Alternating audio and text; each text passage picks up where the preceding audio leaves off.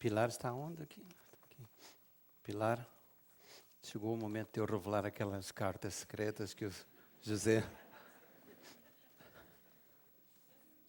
Quando Saramago morreu, se é que morrer é um verbo certo, eu publiquei um texto que lembrava um escritor, um amigo, um companheiro.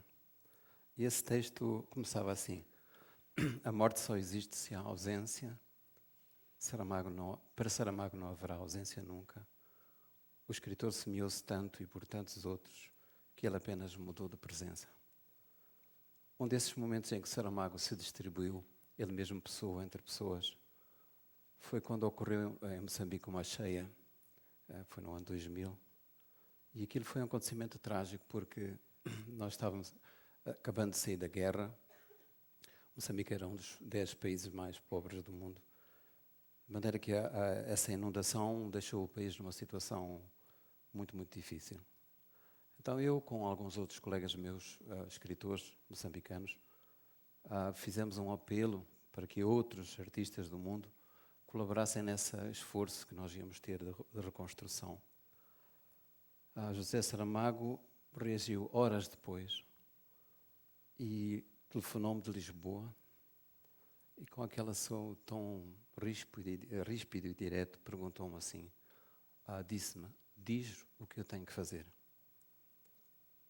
Ele próprio se voluntariou a dar o seu nome para que a campanha tivesse mais divulgação.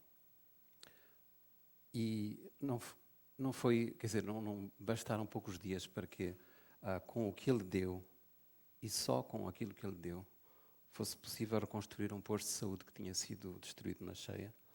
Fez-se a reconstrução do centro, apetrechou-se o centro com pessoal e com equipamento. E esse centro, que se chama-se o Centro de Chivonguene, está ainda funcionando no mesmo lugar.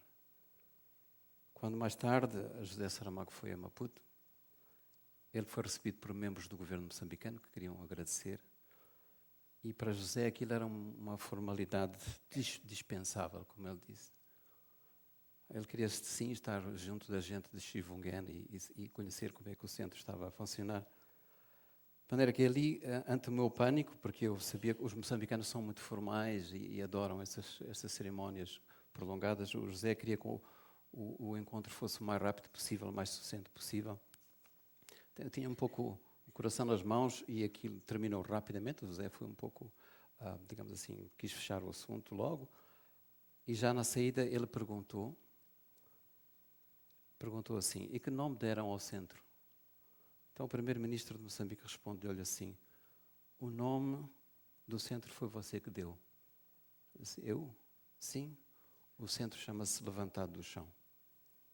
Pela primeira vez eu vi Saramago assim, apanhado de surpresa, baqueando, não é? Com aquele tom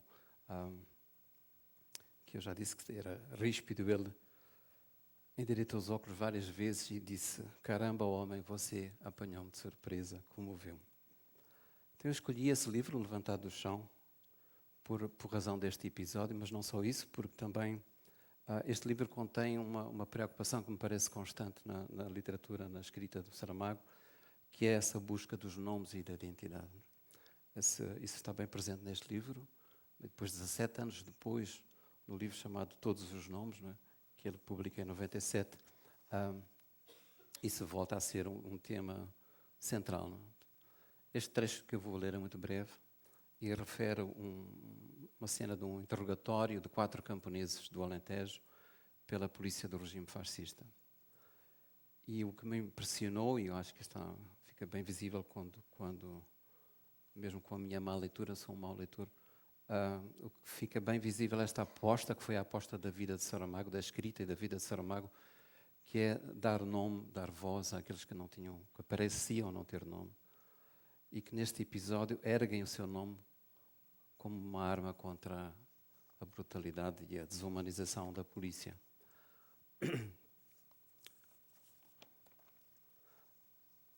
E começa assim: os guardas saíram, ficou só o cabo, que foi pôr o papel em cima de uma secretária, a que estavam sentados 2 homens, um fardado, que era o tenente Contente, e outro, a paisana. João Mau Tempo, Agostinho Direito, Carolino Dias e João Catarino Foram mandados pôr em fila ao lado uns dos outros. Levantem bem o focinho para vermos se são parecidos com as putas das vossas mães, disse o paisano. João mau tempo não se teve que não dissesse: a minha mãe já morreu. E o outro: queres que te parta os cornos? Já falas e só falas quando eu disser, não tarda que percas a vontade. Mas então é que terás mesmo que falar. O tenente contente começou com o seu recado. Ponham-se direitos, isto aqui não é uma cama de calões. E deem atenção ao senhor agente. O paisano levantou-se, veio passear revista à tropa fandanga, espetando muitos olhos, e para intimidação demorava o olhar para cada um. Como é que te chamas? O interpelado respondia: João Catarino. E tu? Carolino Dias. E tu? Agostinho Direito. E tu és aquele da mãezinha morta. Como é que te chamas? João Mau Tempo. O agente sorriu de regalado gozo. Tens um rico nome, não haja dúvida. Deu de repente 3 passos na direção da secretária, sacou a pistola do coldre, pousou-a violentamente e voltou furibundo aos pobres. Pois fiquem sabendo que não saiam daqui vivos se não vomitarem tudo que sabem sobre esta greve, sobre a organização, quem vos deu as ordens, a propaganda, tudo. Quero aqui tudo despejado e ai de vocês se não falam. O tenente contente agarrou em 4 cadernos da escola que estavam em cima da secretária apartados e disse: cada um de vocês vai ficar fechado num gabinete com este caderno. Tem lá um lápis. Escrevam aqui tudo quanto sabem, os nomes, as datas, os sítios dos encontros, as casas, as entregas dos materiais, perceberam? E não saiam de lá enquanto não estiver tudo muito bem explicadinho. O agente voltou à secretária, tornou a meter a pistola no coldre, terminara a demonstração de força. Vocês fazem-me perder a cabeça. Está aqui um homem estafado, sem dormir, por causa desta maldita greve. Melhor é terem juízo e escreverem tudo quando souberem, mas não escondam nada, porque depois eu venho a saber e é pior. Diz João Catarino: eu mal sei escrever. Diz Agostinho Direito: e eu só sei o nome. Diz João Mau Tempo: e eu sei, mas é muito pouco. Diz Carolino: eu também. Sabem o suficiente para aquilo que nós queremos, diz o agente. Estivemos a escolhê-los um, por saberem ler e escrever. Se não gostarem, pior para vocês, não tivessem aprendido, agora é que se vão arrepender, não terem ficado as bestas que vocês são. Riu o agente da sua graça, riu o cabo mais a praça, riu o tenente tão contente. O tenente dá ordem ao cabo, o cabo diz à praça, a praça abre a porta, saem os 4 bandidos, lá fora estão outros praças, é uma pública praça. E como quem mete porcos nas pocilgas, vão andando pelo corredor, abrindo portas e empurrando para dentro, cada qual com o seu caderno. O Dias, o Direito, o Catarino, o Mau Tempo. Essas comalhas, senhor padre, que Deus me perdoe. Há um grande silêncio rumoroso, como todos são, no quartel da guarda. Os homens fechados no casarão gemem e suspiram enquanto não dormem, e mesmo dormindo suspiram. Mas isso é costume de corpos fatigados. É a pontada de quando andava na carvoaria e quis levantar o pau pesado como um raio. Havia de ser hoje.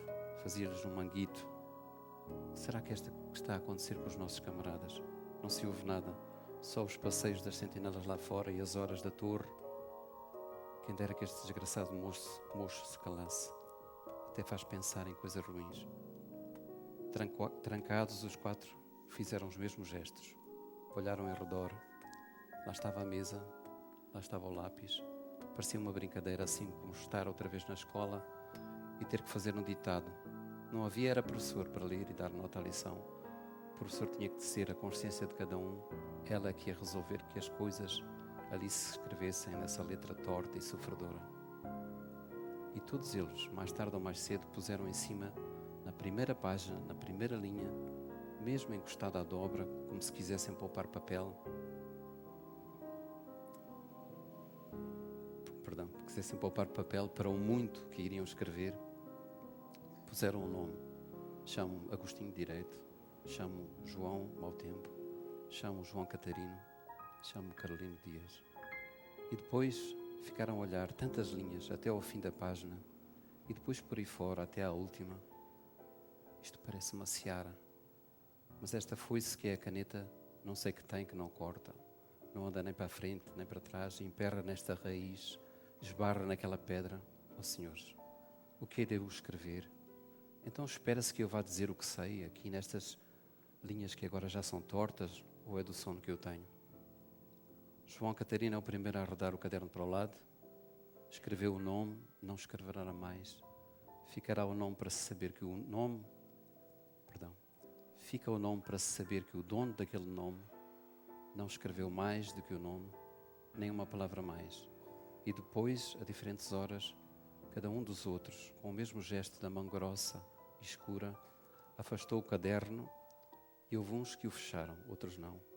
Deixaram-no aberto para que o nome fosse a primeira coisa a ser vista quando os viessem buscar e nada mais. Muito obrigado.